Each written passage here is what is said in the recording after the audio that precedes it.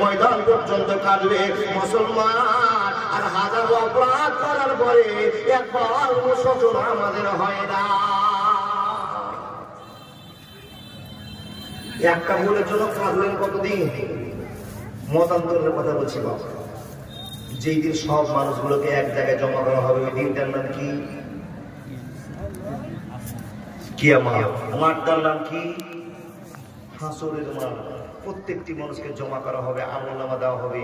যাদের আমলের রেজাল্ট খারাপ হয়ে যাবে তারা একটা দল বের করবে, প্রত্যেকটা নবীর কাছে ছুটাছুটি করবে, প্রত্যেকটা নবীর কাছে ছুটাছুটি করবে। এবার অবশেষে ইব্রাহিম নবীর কাছে যাবে। ইব্রাহিম নবী বলবে, আমি তোমাদের জন্য সুপারিশ করতে পারবো না। কেন? আপনি যে জাতির জনক, আপনি যে মহানবী, আর আপনি আমাদের জন্য দোয়া করবেন না? বলছে, বাবা এই একটি আমার নাই। কেন পারবেন না? যদি প্রশ্ন করেন কেন পারবেন না, বলে, বাপরে আমার ভালো করে শুনে নাও, আমি আমার জন্য তারায় তারায় করছি। আমি যদি তোমাদের মতো আসামে কিনা আল্লাহর কাছে যাই, আর আল্লাহ যদি ঘুরিয়ে আমাকে বলে, ইব্রাহিম তোমার তো মনে সন্দেহ মিটেনি, তো তুমি মানুষকে নিয়ে কেন ভুল স্বীকার করতে এসেছো? আমি পারবো না। যিনি পারবেন ওনার নাম হলো হযরত মুহাম্মদ। জোরে বলুন সাল্লাল্লাহু আলাইহি ওয়াসাল্লাম। আমি তোমাদের জন্য দোয়া করতে পারবো না। যেই লোকটা পারবে, আখির নবী বিশ্ব নবী ফাতেমার বাপ আয়েশার স্বামী খাদিজার স্বামী নবী মুহাম্মদ রাসূলুল্লাহ জোরে বলুন সাল্লাল্লাহু আলাইহি ওয়াসাল্লাম। উনার কাছে যাও, উনি আপনাদের জন্য দোয়া করবেন। সকল লোকগুলো চলতে আরম্ভ করবে, আর যাওয়ার পর নবীজির কাছে বিচার ব্যয় করবে। নবী হে, আমরা আসামির কাঠগড়ায় দাঁড়িয়ে গিয়েছি, নবী মুহাম্মদ আমাদের জন্য একটু দোয়া করেন। নবী মুহাম্মদ রেজাল্টটা শোনার সঙ্গে সঙ্গে দোয়া করতে আরম্ভ করবে। এই মুসলমানের দল, আপনি মত করুন আর জেনা করুন, আল্লাহ নবী আপনার জন্য দোয়া করবে। আর নবী যদি একবার দোয়া করে নেন, কাজে লাগবে লাগবে। জোরে বলুন ইনশাআল্লাহ। কিন্তু সেই নবীর মহব্বত আমাদের অন্তর নেই গো বাবা। যে লোকটা আমাদের জন্য দোয়া করবেন, কি উদ্দেশ্যে দোয়া করবেন? আমি যেটা ভালো বুঝতে পারলাম না। অরিজিনাল লোক নামাজ পড়ি বটে, রোজা করি বটে, হজ করেছি বটে, বক্তা বটে, মৌলানা বটে, কিন্তু এখনো জমির আইন কাটা ছাড়তে পারে কি বলে? নামাজ পড়ি বটে, এখনো মিথ্যা কথা ছাড়তে পারিনি। নামাজ পড়ি বটে, এখনো মানুষকে একটা জন্মটা আমাদের দিয়ে হয় না। এই লোকটাকে মানলাম কেন? এই লোকটা যদি ব্যান্ড হয়ে যায়, এই লোকটা যদি ব্যাকা হয়ে যায়, আমি জান্নাত পাবো না। নামাজ পড়ি বটে, কিন্তু নিজের পরিবারকে আদর্শ পরিবার এখনো করতে পারেনি। না হলে বাজারে যতগুলো মেয়ে দেখে আসলাম, সব মেয়ের কাছে একটা করে বগল বোঝা ব্যাগ দেখে আসলাম। ব্যাগ দেখেছেন বাপ? সত্য করে বলবেন, কতটি জান্নাতি লোক বসে আছেন জানি না।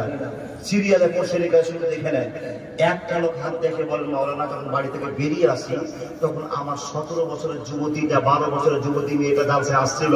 হ্যাঁ, সুন্দর করে পর্দা করেছে। কি পর্দার ব্যবস্থার জন্য কি রেখেছে?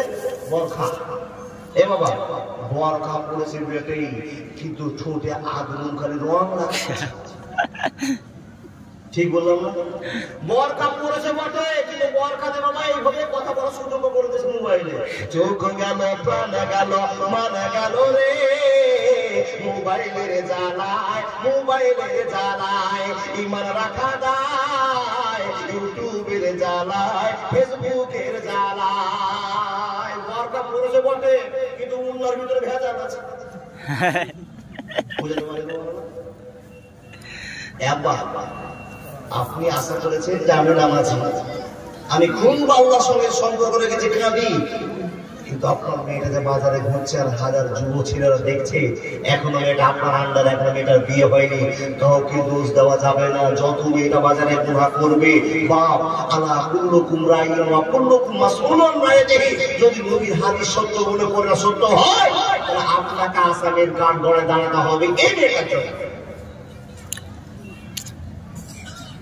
আপনার ছেলেকে শখ করে প্যান কিনে দিচ্ছি, আপনার ছেলেরও মেরে ফেলে।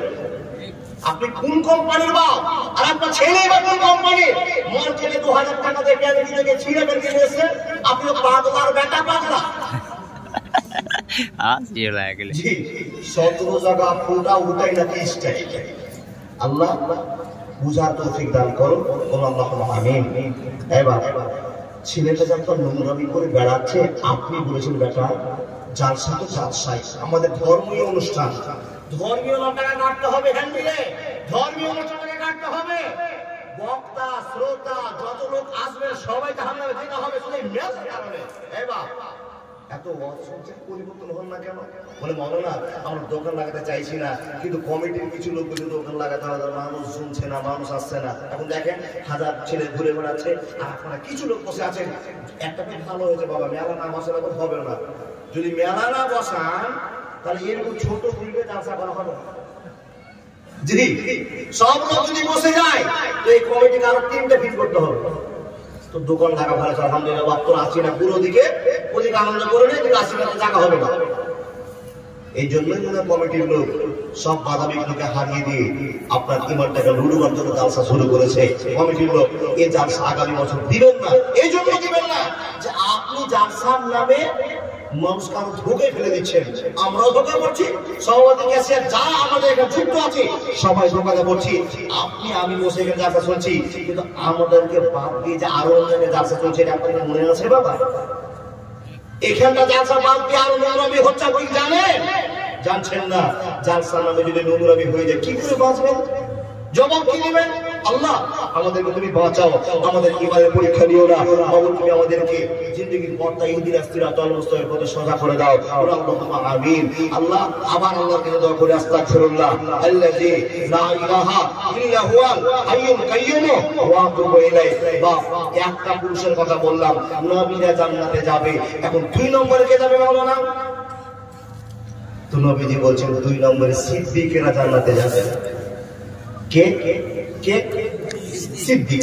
চোখটা বন্ধ করেন, মাথাটা নিচে করেন। গ্রামটার নাম কি গো বাপ? মানুষ চোখ বন্ধ করে দেখেন তো গোটা গ্রামে সিদ্দিক লোককে, সিদ্দিক লোককে আপনাকে এখন একদিন বলে নি। লোকটা নামাজ পড়ে, ওর বেটাও নামাজ পড়ে, স্ত্রী নামাজ পড়ে,